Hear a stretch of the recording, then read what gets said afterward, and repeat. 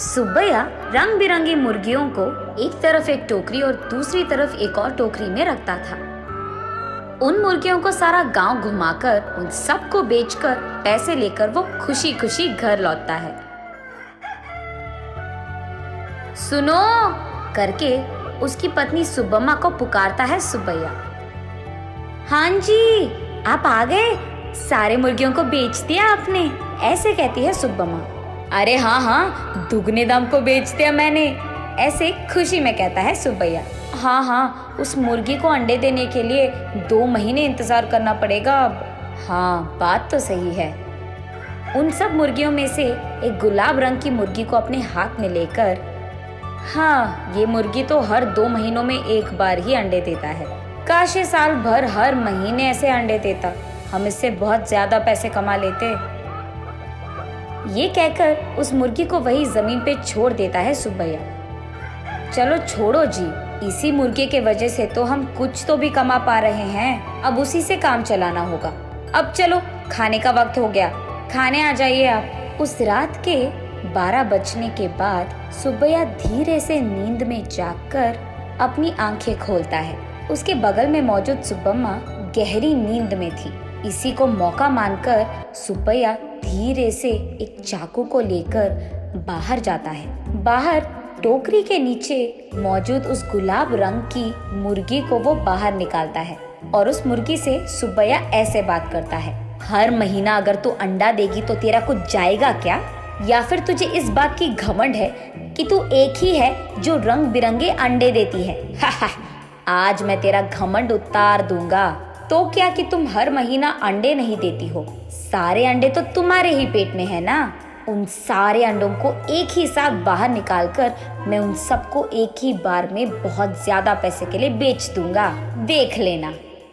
ऐसे कहकर जोर से हंसकर उसके चाकू से उस गुलाब रंग की मुर्गी को मार देता है सुब्बैया। लेकिन उसके पेट में देखने पर उसे एक भी अंडा नजर नहीं आता है। हाय भगवान, ऐसे सोचते ही रहता है कि इतने देर में सुब्बम्मा नींद से जाग उठती है। वहां आकर उसके पति के किए को देख, अरे भगवान, ये तूने क्या कर दिया? मैंने सोचा कि सबकी तरह तुम मूर्ख नहीं हो, पर तू तो वही निकला।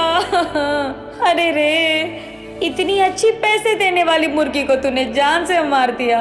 अरे रे, सोने की बतख की कहानी कभी सुनी नहीं है क्या तुमने? हाय भगवान, ये मेरे पति ने क्या कर दिया?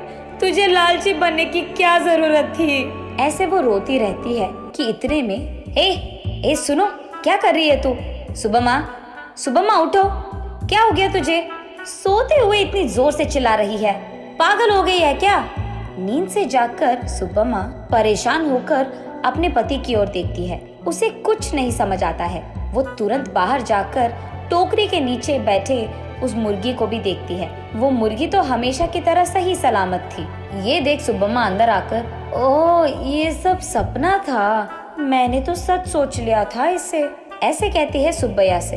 क्या सपना, क्या सच की बात कर रही है? आधी रात को मुझे उठा दिया तूने अच्छी नींद से। चल जाओ, सो जाओ अभी, कहता है सुब्बैया। अरे जाइए ना आप भी, मुझे तो बुरा सपना आया कि आपने उस मुर्गी को जान से मार दिया, क्योंकि आप लालची बनकर उसके पेट में मौजूद अंडों को निकालना चाहते हैं। मैं कितनी घबरा गई पता है आपको? मुझे क्या पता था कि वो सपना है, मैंने तो आपको बहुत डांट लिया, ऐसे कहती है। हाँ, ठीक है। वैसे मैं उस मुर्गी को क्यों मार डालूंगा? मैं क्या पागल हूँ? वैसे मुझे तो हमारा अतीत बहुत अच्छी तरह से याद है। आज अगर हमें चैन की नींद मिल रही है तो वो उस गुलाब रंग की मुर्गी के वजह से ही है। उसको मैं क्यों मार डालूंगा? चलो सो जाओ अभी, तुम और तुम्हारे सपने। ऐसे कहकर सुब्बैया सो जाता है। लेकिन सुब्बम्मा वही बैठकर अतीत में चले जाती है। एक समय में सुब्बम्मा और सुब्बैया दोनों मुर्गियों का व्यापार करते थे। सुब्बम्मा कुछ मुर्गियों को अपने घर के पास ही रखती थी। उनको खाना देना, उनके अंडों को इकट्ठा करना और उन अंडों को अगल बगल वालों में बेच देना, बड़े हुए मुर्गियों को बिकाव के लिए रख देना और उन मुर्गियों को सुब्बैया का इधर उधर जाकर बेच देना, यही होता था। लेकिन मुर्गियां हर रोज नहीं बिकती थी, कभी कभार तो 10-15 दिनों में एक ही मुर्गी बिकता था। इसी कारण सारा गांव घूम घूम कर थक कर घर आता था सुब्बैया। कभी कभार तो उन मुर्गियों को दाना डालने के लिए भी सुब्बैया और सुब्बम्मा के पास पैसे नहीं थे। तब एक दिन सारा दिन घूमकर थके हारे सुब्बैया उसके घर लौटता है। घर आकर वो बरामदे में बैठता है और उसके बगल में सुब्बम्मा खड़ी रहती है। क्या आज भी एक भी मुर्गी नहीं बिकी? वो ऐसे पूछ ही रही थी कि वहाँ एक साधु आता है। माता, खाने के लिए कुछ दे दो, ऐसे पूछता है। थका हुआ सुब्बैया, ए साधु, हमारे पास ही खाने के लिए कुछ नहीं है, अब तुम्हें क्या दे? अगर चाहिए तुम्हें तो हमारे पास बहुत सारे मुर्गियां हैं, एक लेकर जाओ, ऐसे कहता है। तब साधु छोटा सा हंसी एक देकर, मुर्गी का मैं क्या करूँगा बेटा, मैं मांस नहीं खाता हूँ, मेरे पास ही एक मुर्गी है, इसको तुम ही पालो, ये लो।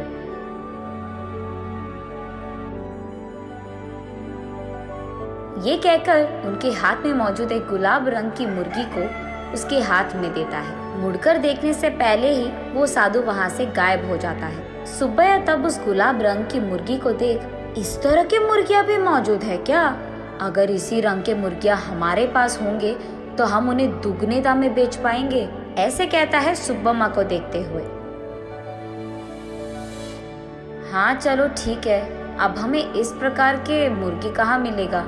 वो साधु मांसाहारी नहीं था इसीलिए दिया उसने, वरना इस रंग की मुर्गी हमारे पास कहाँ से आता? ये कहकर उस मुर्गी को वही एक टोकरी में डालकर वहाँ से चले जाते हैं। अगले दिन देखने पर वो मुर्गी अंडे देता है। ये देख वो दोनों उन सारे अंडों को एक जगह इकट्ठा करके रखते हैं। कुछ दिन बाद उन अंडों से बाहर आए मुर्गियों को देख सुब्बम्मा आश्चर्यचकित हो जाती है। अरे सुनो, इधर आइए आप, सुनते हो? अरे कहाँ हो आप? इधर आइए जल्दी, ऐसे वो अपने पति को पुकारती रहती है। अरे क्या हो गया? ऐसे चिल्ला रही है जैसे कोई मर गया, क्या हो गया? उसके ऐसे कहने पर सुब्बम्मा उसे रंग बिरंगी अंडों को दिखाकर ऐसे कहती है, अरे देखिए ना, उस साधु ने जो मुर्गी हमको दिया है उसके अंडों से रंग बिरंगी मुर्गियां आई है। ये कहकर सुब्बम्मा उन मुर्गियों को सुब्बैया को दिखाती है। चलो अच्छा ही हुआ, भगवान की कृपा हो या साधु की, हमारे लिए तो ये भला ही है। चलो हमारी मुश्किलें तो खत्म हो गई। आज ही मैं इन सारे मुर्गियों को बाजार में दुगने दाम पर बेचकर उन पैसों के साथ घर लौटूंगा। सुब्बैया जो रंग बिरंगे मुर्गियों को लाता है वहाँ के गांव वाले कभी नहीं देखे थे।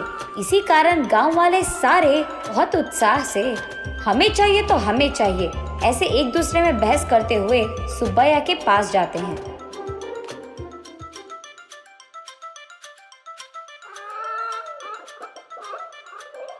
ऐसे वो मुर्गी 1 महीने में सारे दिन अंडे देकर, फिर 2 महीने बिना अंडों के, फिर उसके बाद 1 और महीना सारे दिन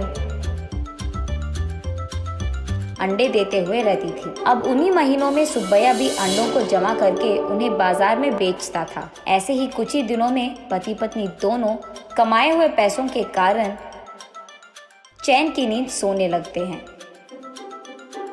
सुब्बम्मा वापस होश में आकर, ओह अब याद आया, सुबह मैं सोच रही थी कि ये मुर्गी साल भर अंडे क्यों नहीं देती है, शायद उसी कारण ऐसा बुरा सपना आया मुझे। ये सोचकर वापस गहरी नींद में सो जाती है सुब्बम्मा।